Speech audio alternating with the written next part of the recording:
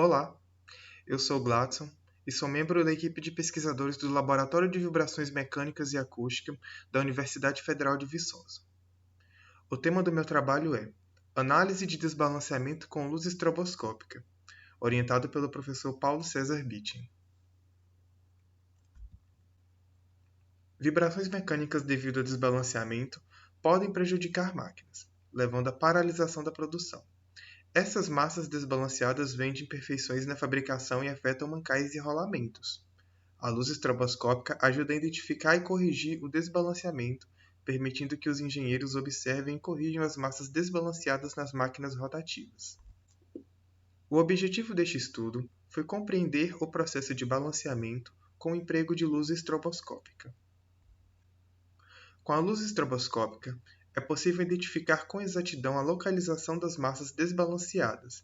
Assim, torna-se viável corrigi-las e balancear adequadamente no elemento rotativo, ou seja, o balanceamento. Neste estudo, investigamos um componente composto por um eixo com um disco de aço, apoiado em rolamentos. Utilizamos uma luz estroboscópica e um tacômetro óptico para monitorar a rotação do motor. O rotor está conectado a um motor elétrico que pode ser ajustado com um potenciômetro para controlar a velocidade.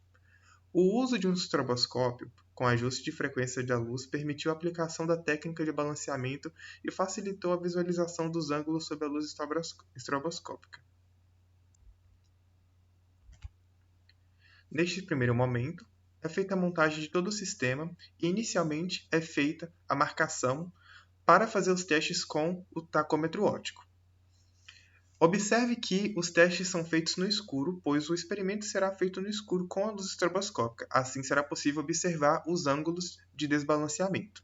Ou seja, o sistema do tacômetro óptico tem que conseguir captar a rotação do disco ainda no escuro. Nesse segundo momento foi feita a marcação com o giz e os primeiros testes com a luz estroboscópica. Assim, foi feito o ajuste observando a rotação do disco e também ajustando a luz estroboscópica para a mesma frequência de rotação do disco.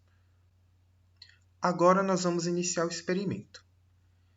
Neste primeiro momento, é feito um novo ajuste com a luz estroboscópica para ajustá-lo na mesma frequência de rotação do disco. Aqui já é possível observar uma questão muito interessante.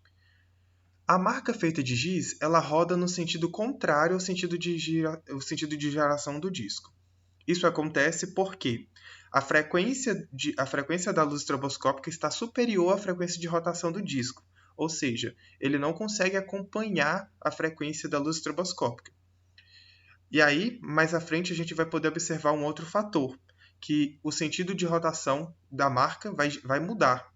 Isso acontece porque a frequência da luz estroboscópica está inferior à frequência de rotação do disco.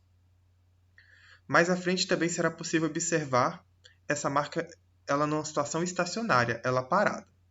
Veja que quanto mais eu me aproximo, quanto mais eu igualo as frequências, tanto da luz estroboscópica quanto do disco, essa marca ela vai ficando parada, ou seja, nesse momento ela parou, ela está de modo estacionário. Ao iniciar um movimento de rotação e ajuste à luz estroboscópica para a mesma frequência do disco, uma observação foi feita.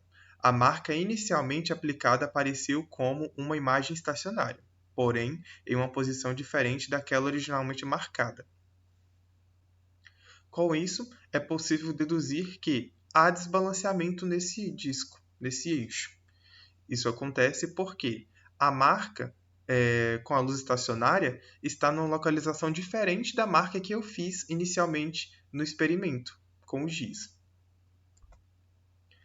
Em resumo, o desbalanceamento em máquinas rotativas é uma preocupação crítica que pode afetar tanto o desempenho das máquinas quanto a qualidade do trabalho. Neste estudo, utilizamos uma abordagem que envolveu um componente de eixo com um disco de aço, mancais de rolamento, uma luz estroboscópica e um tacômetro óptico para monitorar a rotação do rotor.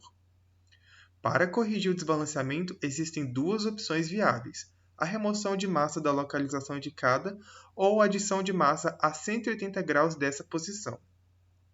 O uso dessas ferramentas é fundamental para otimizar a produção e prolongar a vida útil dos componentes da máquina, demonstrando a importância do balanceamento adequado na indústria e engenharia. Agradecimento especial aos membros do Laboratório de Vibrações e Acústica da UFV e ao Departamento de Engenharia de Produção e Mecânica. Muito obrigado.